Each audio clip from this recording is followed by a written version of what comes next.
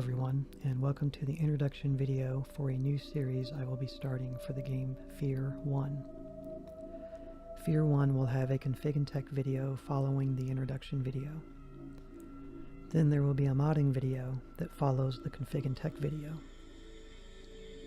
F.E.A.R. 1 and the two DLCs will all share the same introduction, config and tech, and modding videos, as a lot of the information is the same, but some things are specific to each game. Any links that are covered in this video will be in the description below. I hope you enjoy the information and that it gives you the best F.E.A.R. 1 experience you can have. This game was developed by Monolith Productions. No, not that Monolith from Space Quest 3. Monolith is an American developer based in Kirkland, Washington. They were founded in 1994 by a group of around 7 people. The Warner Brothers Games studio owns Monolith as of 2004. The company is known for games such as F.E.A.R., Condemned, and Blood. Some general information about the game. F.E.A.R., F.E.A.R., which stands for First Encounter Assault Recon, is still one of the best first-person shooters out there. It's a horror game that most will probably not find scary by today's standards. Still, it is pretty creepy and has a good Japanese horror atmosphere. It features a young girl named Alma Wade. She is part of the creepy, long black hair girl group consisting of Samara from The Ring and Kayako from The Grudge. I still like the creepy Japanese horror girls in games myself. However, it is definitely overused in horror games and horror movies. There is another character in F.E.A.R. 1 called Paxton Fettel. He has one of my favorite voices for a villain in video games. The voice actor, Peter Lorre, really adds a lot to Fettel's character, making him stand out and something you remember long after playing the game. Any multiplayer aspects this game once had are no longer supported. F.E.A.R. 1 is strictly a single-player game. Some information about the gameplay. The fast action-packed gameplay still holds up very well, with blood, explosions, and particle effects everywhere. I really love the ragdoll physics of this game when killing enemies. When you see that Havoc engine logo at the start of a game, you know it's going to have awesome physics. There's also a wide assortment of weapons to use throughout the game. One of the gameplay mechanics F.E.A.R. is known for is its reflex time or bullet time ability, which allows you to slow down time and cause some major damage into the enemies and the environments. A little about the enemy AI. The AI is very well designed and a standout feature, and highly regarded if you look on the internet about enemy AI in video games. It uses flanking maneuvers, suppressive fire, and retreating when under heavy fire. The AI has a lot of spoken dialogue as well, letting you listen in on what they are doing, thinking, and planning. Some other information here. If you have watched my playthrough of Penumbra Overture, I will link the playlist to the game in the description if you haven't. The graphics in Penumbra and F.E.A.R. 1 remind me of each other, if only for the similarity in the way the graphics look and are presented.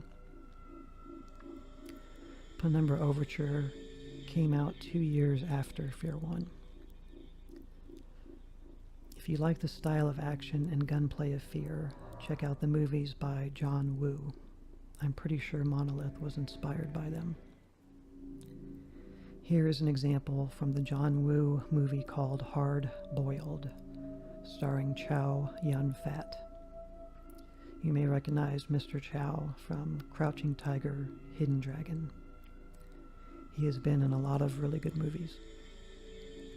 Gotta love that movie cover for Hard Boiled. I'll link to that video in the description. A new game like F.E.A.R. There is a new game that is out on PC called Trepang 2. I don't think it's a sequel, as I couldn't find the first one, and the 2 looks like a 2 to the second power kind of 2. I just found out about it while doing my research for F.E.A.R to make these videos. It looks like a modernized version of F.E.A.R with maybe less emphasis on the horror element. I don't know anything about it, but wanted to include it here. If you have played it, let me know in the comments if it's any good. Someone that reviewed it said it didn't surpass F.E.A.R, that it wasn't as good. I may have to check this game out in the future. Some closing information here. You can play this game, F.E.A.R, on Xbox 360 and PlayStation 3 as well. I prefer games like F.E.A.R with mouse and keyboard, as well as any PC-only improvements I can take advantage of. This game is old these days and really deserves a proper remake. Not because of the visuals being bad, more for the technical aspects of running it. The issues I have had with F.E.A.R I have been able to address in the past. The game is getting older, as I said, and the operating systems like Windows are getting newer, so no matter how much you adjust settings or mod the game, you should expect some issues or weirdness to happen on the PC version. I'll try my best to help you get the game running stable, so you can enjoy this game on your own, as well as with me in our playthrough. Some information about the DLCs. After completing the main game, I will be playing through the 2 DLCs. These 2 DLCs are not made by Monolith Productions. Rather, they are made by a developer called Timegate Studios. They are, however, official DLC releases for the game. I'll talk here a little about Timegate Studios. They don't really have many games to speak of, nothing personal against the studio. They did have involvement with Aliens Colonial Marines. Now, before you think, oh well, now I know the 2 F.E.A.R 1 DLCs are gonna suck. The reasons why Aliens Colonial Marines sucked are not Timegate's fault. It's Sega's and Gearbox's fault. Gearbox outsourced stuff to Timegate Studios instead of handling it themselves, because Gearbox was too focused on a Borderlands game to care about the Alien game that they were also working on. Timegate Studios didn't have much to work with and were in a constant changing of plans scenario. According to the Wikipedia, Timegate contributed about 20 to 25% of the total development of Aliens Colonial Marines. There's plenty of information online about the whole development of that game. It should have never been released, especially considering it was an Alien game. Worth mentioning that these 2 DLCs are not considered canon with the story of F.E.A.R either. When Monolith developed F.E.A.R 2, they took it in a different direction story-wise, so they had to disregard the story of the 2 DLCs. About Extraction Point, this DLC picks up right at the end of the base game of F.E.A.R 1, so it acts as a continuation of the story thus far. Perseus Mandate, the 2nd DLC. This information here is lifted right from the Wikipedia. The game is not a narrative sequel to Extraction Point, but rather a sidequel, which is a word I don't think I have ever heard in gaming circles. A sidequel meaning basically like an extended side quest. It's still kind of a sequel, but it's a side quest to a previous game, so they're calling it a sidequel. And it's because Perseus Mandate runs parallel to the second half of the original F.E.A.R 1 and most of Extraction Point. The story follows a new character that you play as who is a member of a secondary F.E.A.R team, so you don't play as the same person. The genre this game falls under is action, paranormal, horror, first-person shooter. I wouldn't include survival in there because it's not a survival horror game. It's an action horror game. You have plenty of weapons and ammo and grenades and all kinds of stuff at your disposal. So we'll go over here the releases in the series itself, complete series itself by year. So the first F.E.A.R, F.E.A.R 1, was released in 2005. And then the F.E.A.R 1 DLC, Extraction Point, came out in 2006. The F.E.A.R 1 DLC, Perseus Mandate, came out in 2007. So between the game and the DLCs, just a year apart. Not bad. F.E.A.R 2, Project Origin, came out in 2009. And also that same year, F.E.A.R 2 DLC called Reborn came out in 2009. F.E.A.R 3 came out in 2011.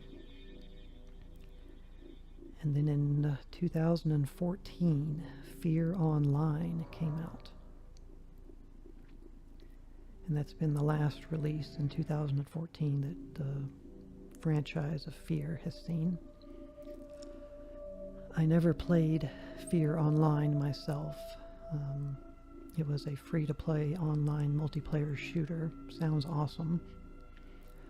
I'm assuming it had some sort of cash shop, possibly. The game was not developed by Monolith Productions. Off the top of my head, I didn't write it down. I don't know who developed it, but it was not Monolith. It came out, as I said, in 2014, and the servers were shut down in 2015. So the game didn't even last a year. So it either sucked, or nobody cared about F.E.A.R at the time, or both. I think it might have still even been in a beta release or something up until it shut down. How long to beat this game and the DLCs? So the main game of F.E.A.R 1, the base game, should take roughly anywhere from 8 to 12 hours. These time frames I give you on games are just averages from people that submit their averages on this how long to beat site. It has nothing to do with my experience of playing through a game and timing it or anything like that. That being said, that they are an average, what the average player would spend, you can expect me on the most situations to fall on the higher end of the playthrough time, simply because I'm not going to be speedrunning or purposely trying to go through areas quickly. I'm going to be trying to show the games off that I play, take my time, explain things, you know, enjoy the game. There's no need to rush through it. So that's going to put me on the higher end of getting through games. So the base game, anywhere from 8 to 12. Extraction Point, roughly around 5 hours. And Perseus Mandate, roughly around 6 hours. So those two DLCs, I think back then when F.E.A.R was, you know, newer, they called them expansions back then, kind of like what World of Warcraft, I don't know if that's what they still call it, World of Warcraft expansions or not, but the same kind of terminology was used back then for games. They weren't called DLCs like they are now.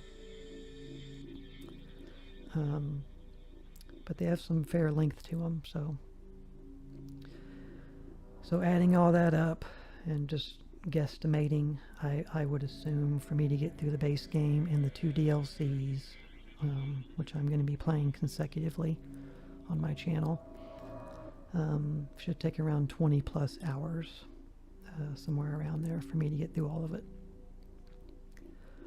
Modding, there are a handful of mods that I will be using that we will go over in the modding video. In the next video, we will be getting into the configuration and technical side of things. I will record the desktop of my PC, folder view on one side, and my notes on what to adjust on the other side of the screen.